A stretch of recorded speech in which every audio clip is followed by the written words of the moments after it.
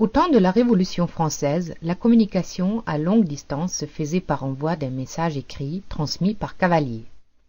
Les temps de transport étaient longs et pas toujours fiables.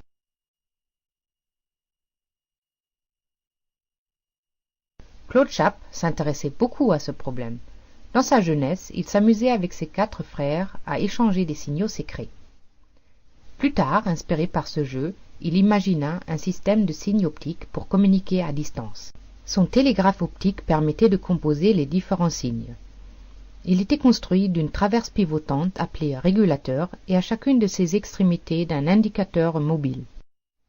À l'aide d'une manivelle à la base du mât, un stationnaire manipulait les éléments articulés du télégraphe.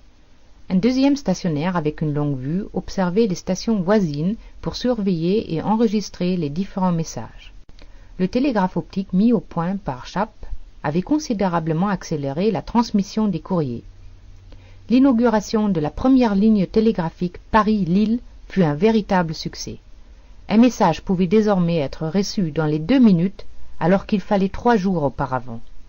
Les lignes se multiplièrent alors sur le territoire.